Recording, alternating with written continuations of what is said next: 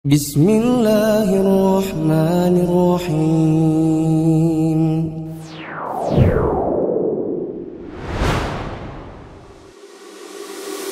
Bismillahirrahmanirrahim. Assalamualaikum warahmatullahi wabarakatuh. Alhamdulillahirabbil alamin wassalatu wassalamu ala asyrafil anbiya'i wal mursalin wa ala alihi wa ashabihi ajmain. Teman-teman yang dirahmati Allah, para mahasantri, mahasantriwati, muallimin dan muallimat di Mufid Islamic Academy, pada kesempatan kali ini kita lanjutkan kembali pembahasan sebab-sebab seseorang mengalami demotivasi atau futur dalam beribadah kepada Allah, terutama dalam belajar. Sekarang adalah sebab yang berikutnya. Sebab yang ke-12, sibuk akan usaha atau sibuk bekerja hingga kena istidraj. Ya. Di antara sebab orang itu jadi malas belajar adalah karena terlalu sibuk usaha, terlalu sibuk kerja. Sudah sering kita bilang bahwa orang yang menyempatkan diri untuk belajar agama juga bukan pengangguran, ya kan? Mereka bilang, oh kami sibuk. Ada yang memang cuma disengaja supaya kayak sibuk, padahal sebenarnya tidak sibuk. Ada yang memang kita akui sibuk beneran. Nah, yang di nomor 12 ini memang sibuk beneran. Saking sibuknya, perdagangan dia mulai dari pagi, bahkan dia siapkan dari sebelum subuh sampai malam. Jadi memang nggak punya kesempatan lagi untuk belajar. Ini tidak seperti yang pernah kita bahas sebelumnya. Ada orang sebenarnya tidak terlalu sibuk, tapi disibuk-sibukin gitu. Nah, ini beneran sibuk. Kita akui dia sibuk. Ya.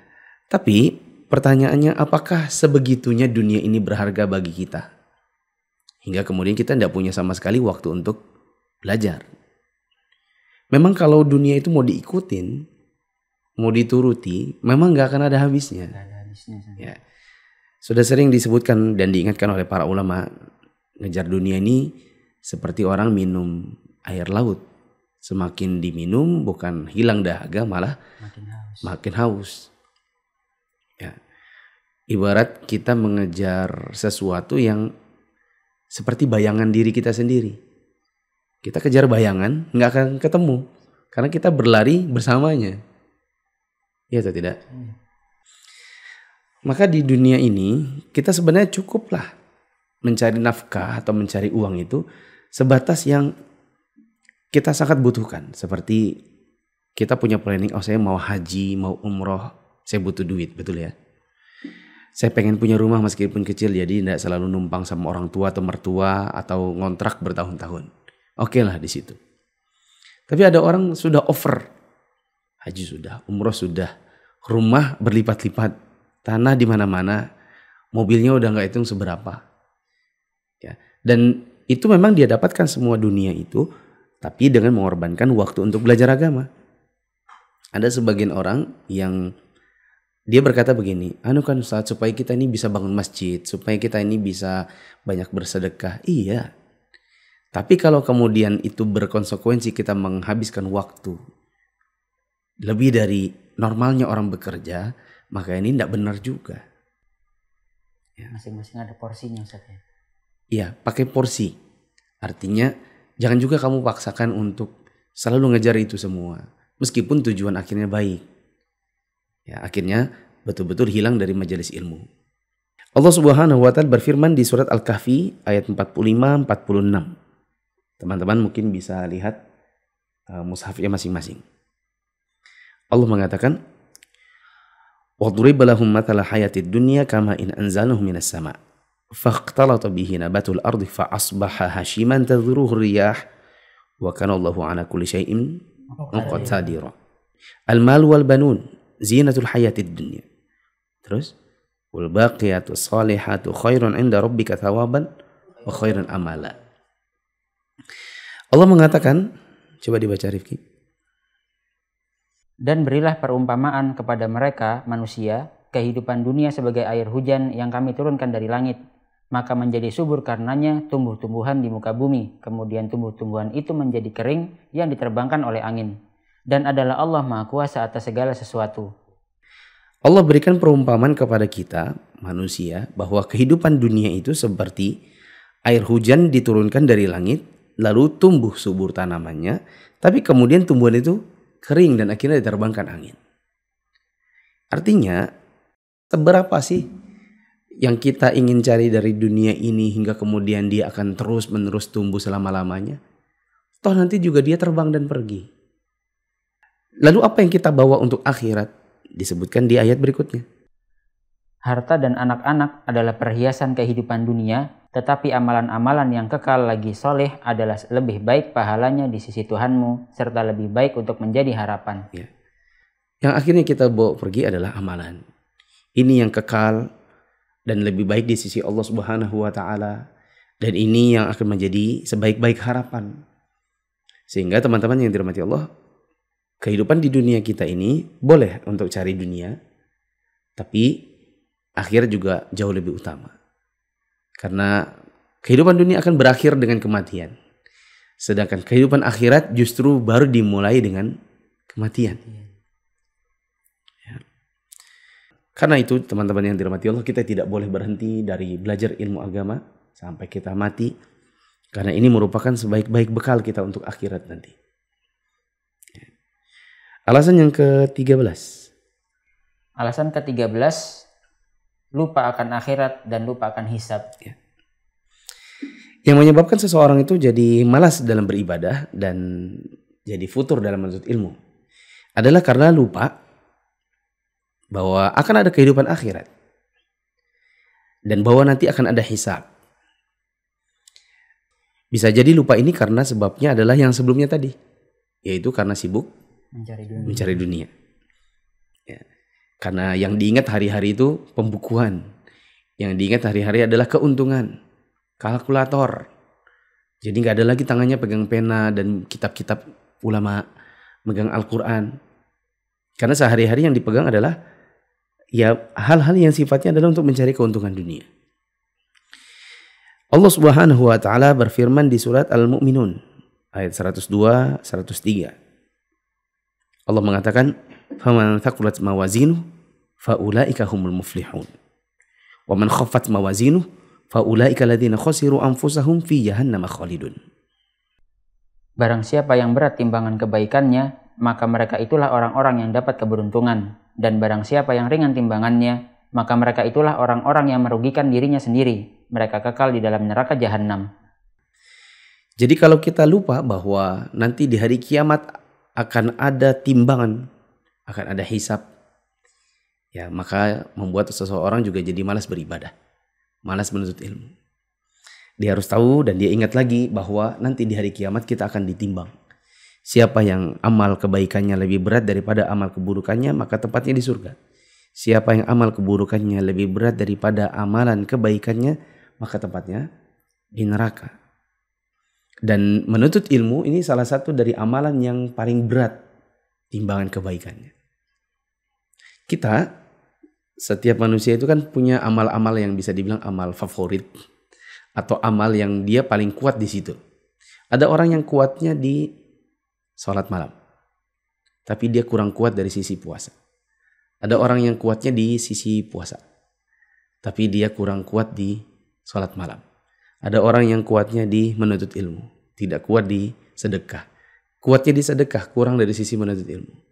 Maka setiap orang yang sudah tidak kuat puasa, sudah tidak kuat juga sedekah, tidak juga sholat malam, terus tidak menuntut ilmu, terus dari mana kita mau memperberat timbangan kebaikan kita?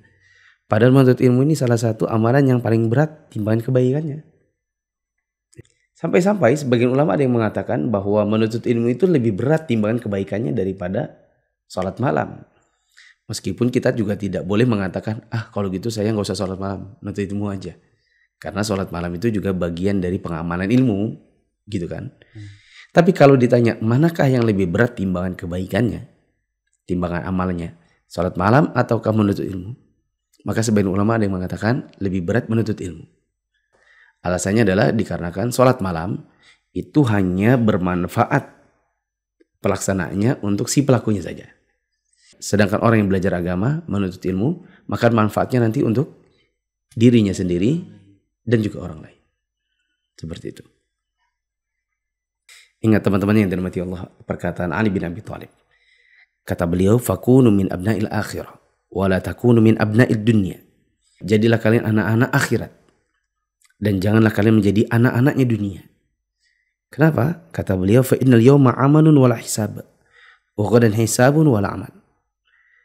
Dikarenakan hari ini adalah kesempatan untuk beramal dan belum ada hisab, sedangkan nanti di akhirat hanya ada hisab dan tidak ada lagi kesempatan untuk beramal. Wallahu a'lam. Yang berikutnya, poin 14, kurang doa, istiqomah, dan diberi kefakihan serta kurang tawakal. Di antara salah satu sebab seseorang jadi malas belajar adalah dikarenakan memang kurang doa keistiqomahan. Jadi hanya menyandarkan pada diri sendiri bahwa saya mengatur schedule, saya rajin belajar dan seterusnya, tapi kurang dari sisi penyandaran diri kepada Allah. Padahal kita dalam beramal itu tidak bisa kita lakukan dengan istiqomah kecuali dengan bantuan Allah. Ya, kata Nabi SAW, fakullun muyassarun lima khuliqa lahu. Faman kana min ahli sa'adah fayuyassaru min amali ahli sa'adah. Beramallah karena setiap dari kalian akan dimudahkan untuk beramal sesuai dengan yang akan menjadi tujuan penciptaannya. Siapa yang tempat akhirnya nanti tujuannya akhirnya adalah surga, maka Allah akan mudahkan dia untuk mengerjakan amalan ahli surga. Ini menunjukkan kepada kita bahwa kita itu sebenarnya tidak punya kemampuan dengan diri sendiri kalau kita mau menyandarkan pada diri sendiri untuk beramal. Ya, la haula wala quwwata illa billah. Tidak ada daya dan kekuatan kecuali hanya dari Allah. Amal yang kita lakukan itu semua adalah karena bantuan Allah. Nah, untuk bisa beramal dengan istiqomah, maka hendaknya kita banyak-banyak berdoa kepada Allah. Apa doanya, Lutfi? Ya muqallibal qulub, tsabbit qalbi ala dinik. Kemudian ya musarrifal qulub, sarif qulubana ila ta'atik. Ya Allah yang maha membolak-balikan hati. Ya, tsabbit qalbi ala dinik. Tetapkan hatiku pada agamamu. Wahai yang memalingkan hati, palingkanlah hatiku di atas ketaatan kepadamu. Ini diantara doa supaya kita bisa istiqomah. Dan masih banyak lagi doa-doa yang diajarkan Nabi SAW tentang hal ini. Kemudian juga diantara sebab orang jadi malas belajar adalah karena kurang doa untuk diberi kefakihan. Sehingga kalau orang itu sudah belajar setengah mati tapi tak kunjung fakih, lama-lama dia bosan dan futur. Ya, mungkin dia berkata begini, saya ini udah belajar bahasa Arab bertahun-tahun. Tahsin itu saya sudah bolak-balik, ganti guru, ganti buku, ganti majelisnya, tapi tidak bisa untuk belajar. Ya, akhirnya lama-kelamaan sudahlah, saya tidak usah belajar saja, karena sepertinya saya tidak bisa. Tidak bakat katanya. Ya. Nah itu kan kurang kefakihan. Ya, meskipun sebenarnya juga misalnya untuk tahsin itu juga ada pengaruh dari logat dari daerah. Iya.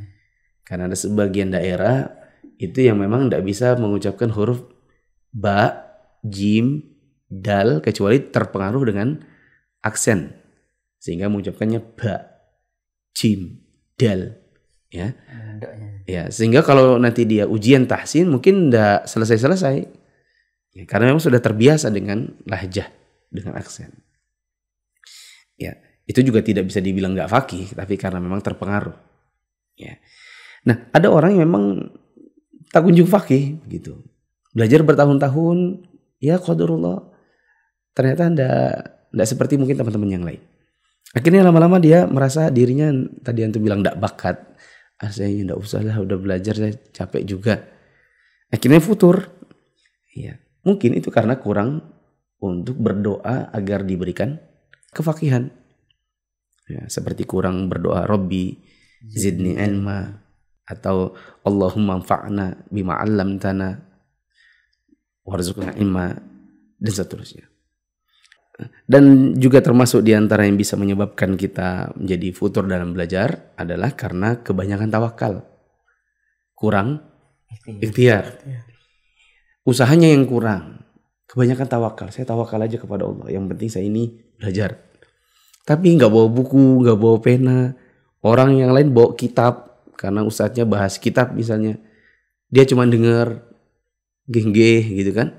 Jadi orang yang punya persenjataan dalam perang, mereka menang. Ya, sedangkan ini yang cuma tawakal saja, kita tawakal. Tapi tidak bawa alat perang, ya mati akhirnya. Paham ya maksud saya? Wallahu a'lam bishawab. Mungkin dari yang teman yang mau bertanya? Saya izin bertanya. Karena kalau misalnya kita sudah terlanjur futur, misalnya udah keseringan kerja sampai udah lupa belajar, ada nggak tips-tips bagi kita yang terlanjur futur untuk mulai kembali belajar? Oke. Mungkin untuk memulai itu semua, biasanya kalau langsung disuruh ikut kelas tahsin, ikut kelas bahasa Arab, mungkin itu dia tadi masalahnya, beratnya itu. Nah, kita bisa lakukan hal-hal yang lain yang mungkin ada sifat ibadah, ada sisi motivasi, dan ada sisi fun. Seperti itu. Ada buat relax gitu. Ya, seperti tamasya. Rihlah bareng teman-teman. Dan saya termasuk di antara yang mengatakan gak ada masalah. Bagus-bagus aja apabila misalnya diadakan kegiatan daurah di hotel. Kan sering itu dikritik oleh sebagian teman-teman. Apa itu daurah kok di hotel? Kajian kok di hotel? Kajian itu di masjid misalnya. Kita katakan tergantung segmentasi, tergantung tujuan. Misal, daurah itu di hotel dibuat untuk keluarga. Jadi ada acara nginepnya. Ya kan? Nyewa ballroomnya. Jadi ada acara staycation sama keluarga. Oh iya, staycation. Ya. Nanti anak-anak pada sesinya dipandu oleh bagian anak-anak. Misalnya mu'alimat. Nanti ayah dan ibunya belajar di ballroom bersama ustadz. Dan bisa jadi yang seperti ini diadakan di waktu-waktu liburan. Bisa jadi diadakan di satu kota yang itu merupakan destinasi wisata. Tidak ada masalah. Ya, kan itu hanya wasilah saja. Hanya perantara. Dan bisa jadi setelah itu malah tumbuh semangat untuk belajar. Bagi orang tua yang sudah futur. Mungkin mereka dahulu pasutri yang sering belajar. Kemudian seiring dengan hamil, kemudian akhirnya melahirkan, menyusui, sudah nggak ada waktu belajar bagi istrinya. Ya kan? Ada waktu liburan, daurah sama ustadz. Entah di pantai, entah bikinnya di ballroom hotel, entah di manapun. Ya, yang ada sisi liburannya, ada sisi belajarnya. Ya, akhirnya lama-kelamaan tumbuh semangat baru. Lepas dari daurah tersebut, akhirnya mulai menyempatkan kembali waktu untuk pergi ke masjid. Boleh atau tidak? Ya, gak bisa dilarang. Wong itu juga justru tujuannya menuju ke masjid. Karena disuruh ke masjid justru gak datang-datang. Gitu. Ya. Dan ini juga saya ingatkan kepada teman-teman semua.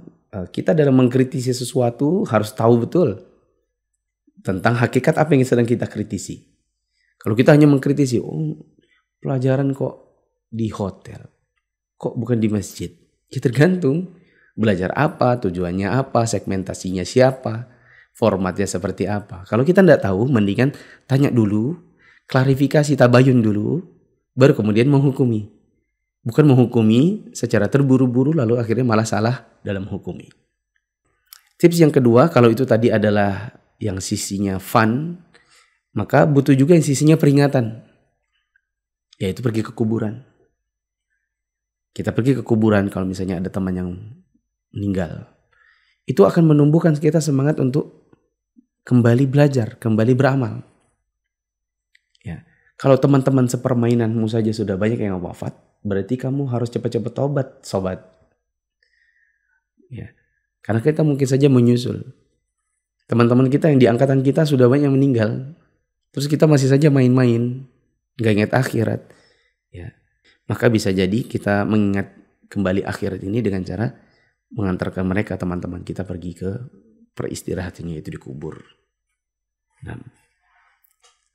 Oke, teman-teman yang dirahmati Allah, demikian sesi kelima dari level 10 Mufti Islamic Academy. Insya Allah kita bertemu di sesi berikutnya. Subhanakallahumma wa bihamdika asyhadu an la ilaha illa anta astaghfiruka wa atubu ilaik. Wassalamualaikum warahmatullahi wabarakatuh. Waalaikumsalam warahmatullahi wabarakatuh.